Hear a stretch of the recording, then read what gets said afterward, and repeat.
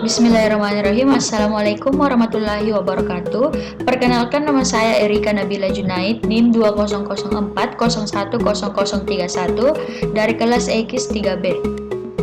Baiklah, pada hari ini saya akan membawakan materi dalam ekonomi mikro. Adapun materi yang akan saya bawakan yaitu materi pertama yaitu konsumsi dalam ekonomi Islam, yang kedua ada konsep produksi dalam ekonomi Islam, dan yang ketiga adalah konsep permintaan dalam ekonomi Islam. Materi pertama yaitu konsumsi dalam ekonomi Islam. Konsumsi adalah suatu kegiatan manusia yang mengurangi atau menghabiskan nilai guna suatu barang atau jasa untuk memenuhi kebutuhan baik secara berangsur-angsur maupun sekaligus. Pihak yang melakukan konsumsi disebut konsumen. Konsumsi memiliki urgensi yang sangat besar dalam setiap perekonomian karena tiada kehidupan bagi manusia tanpa konsumsi. Oleh karena itu, kegiatan ekonomi mengarah kepada pemenuhan tuntutan konsumsi bagi manusia. Dalam sistem perekonomian, konsumsi memainkan peranan penting. Adanya konsumsi akan mendorong terjadinya produksi dan distribusi. Dengan demikian akan menggerakkan roda-roda perekonomian. Dalam ekonomi Islam, konsumsi dinilai sebagai sarana wajib yang seorang muslim tidak bisa mengabaikannya dalam merealisasikan tujuan yang dikehendaki Allah dalam menciptakan manusia, yaitu merealisasikan pengabdian sepenuhnya hanya kepadanya.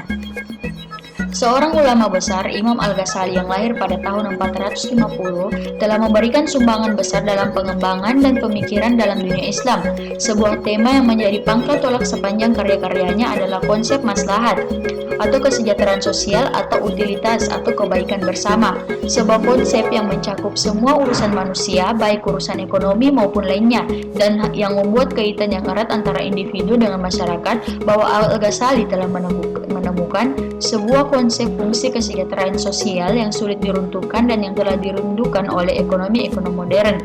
Dalam meningkatkan kesejahteraan sosial, Imam Ghazali mengelompokkan dan mengidentifikasi semua masalah, baik yang masalah atau utilitas manfaat maupun mafasid atau disulitas atau kerusakan dalam meningkatkan kesejahteraan sosial. Selanjutnya, ia mengidentifikasikan fungsinya sosial dalam kerangka hierarki kebutuhan individu dan sosial.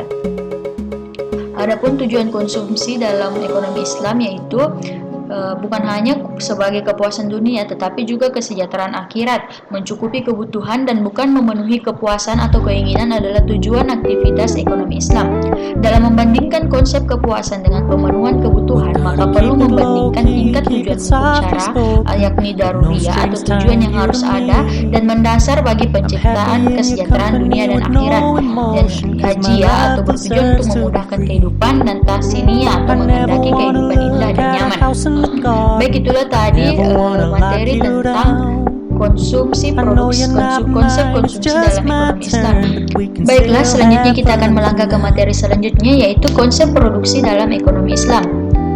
Kegiatan produksi dalam perspektif ekonomi Islam adalah terkait dengan manusia dan eksistensinya dalam aktivitas ekonomi. Produksi merupakan kegiatan menciptakan kekayaan dengan pemanfaatan sumber alam oleh manusia. Produksi tidak berarti hanya menciptakan secara fisik sesuatu yang tidak ada, melainkan yang dapat dilakukan oleh manusia adalah membuat barang-barang yang menjadi berguna yang dihasilkan dari beberapa aktivitas produksi, karena tidak ada seorang pun yang dapat menciptakan benda yang benar-benar baru. Membuat suatu barang menjadi berguna, memproduksi suatu barang yang sesuai dengan kebutuhan masyarakat serta memiliki daya jual yang tinggi.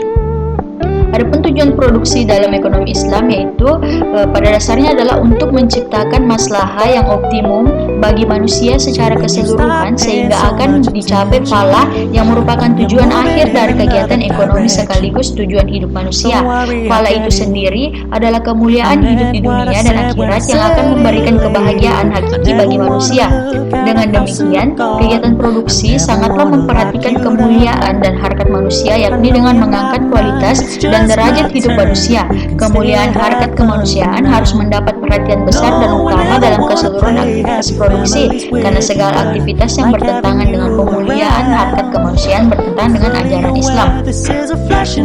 Kemudian ada prinsip produksi dalam ekonomi Islam. Prinsip produksi dalam ekonomi Islam yang berkaitan dengan maqasid al-syariah antara lain yang pertama itu kegiatan produksi harus dilandasi nilai-nilai Islam dan sesuai dengan maqasid al-syariah, tidak memproduksi barang atau jasa yang bertentangan dengan penjagaan terhadap agama, jiwa, akal, keturunan, dan harta. Yang kedua, ada prioritas produksi harus sesuai dengan prioritas kebutuhan, yaitu daruriyat, hajiyat, dan tahsiniyat. Kebutuhan daruriyat yaitu atau kebutuhan primer merupakan kebutuhan yang harus ada dan terpenuhi karena bisa mengancam keselamatan umat manusia. Kebutuhan hajiyat atau kebutuhan sekunder merupakan kebutuhan yang diperlukan manusia namun tidak terpenuhinya kebutuhan sampai mengancam eksistensi kehidupan manusia menjadi rusak, melainkan hanya sekedar menimbulkan kesulitan dan kesukaran. Dan kemudian ada kebutuhan tahsiniyat atau kebutuhan tersier, merupakan kebutuhan manusia yang dengan kemudahan dan kenyamanan bagi manusia.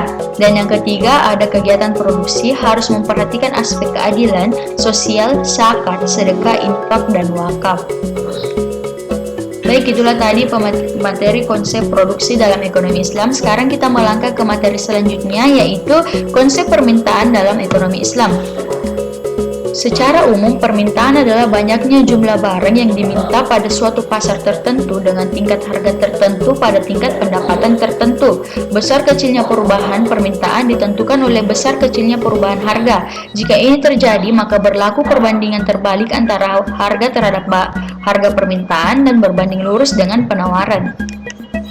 Hukum permintaan menyatakan, bila harga suatu barang naik, maka permintaan barang tersebut turun. Sebaliknya, jika harga suatu barang turun, maka permintaan terhadap suatu barang tersebut akan naik. Adapun hukum permintaan adalah hukum yang menjelaskan tentang adanya hubungan yang bersifat negatif antara tingkat harga dengan jumlah barang yang diminta. Apabila harga naik, jumlah barang yang diminta sedikit, dan apabila harga rendah, jumlah barang yang diminta meningkat.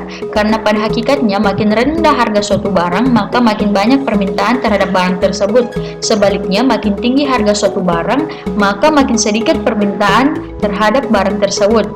Yang pertama itu, apabila harga suatu barang naik, maka pembeli akan mencari barang lain yang dapat digunakan sebagai pengganti barang tersebut. Dan sebaliknya, apabila barang tersebut turun, konsumen akan menambah pembelian terhadap barang tersebut. Yang kedua, kenaikan harga menyebabkan pendapatan real konsumen berkurang, sehingga memaksa konsumen mengurangi pembelian, terutama barang yang akan naik harganya. Konsep permintaan dalam perspektif ekonomi Islam. Konsep permintaan dalam Islam menilai suatu komoditi atau barang atau jasa tidak semuanya bisa dikonsumsi maupun digunakan. Dibedakan antara yang halal dengan yang haram. Oleh karena itu, dalam teori permintaan Islami membahas permintaan barang halal, sedangkan dalam permintaan konvensional semua komoditi nilai sama, biasa dikonsumsi dan digunakan. Menurut Ibnu Taimiyah, permintaan suatu barang adalah hasrat terhadap sesuatu yang digambarkan dengan istilah raghbah fil al-syai, yang diartikan sebagai jumlah barang yang diminta. Secara garis besar, permintaan dalam ekonomi Islam sama dengan ekonomi konvensional, namun ada batasan-batasan tertentu yang harus diperhatikan oleh investasi muslim dalam keinginannya. Baik, terima kasih. Itulah tadi pemaparan materi tentang konsumsi dalam ekonomi Islam, konsep produksi dalam ekonomi Islam, dan konsep permintaan dalam ekonomi Islam dari saya. Sekian, Assalamualaikum warahmatullahi wabarakatuh.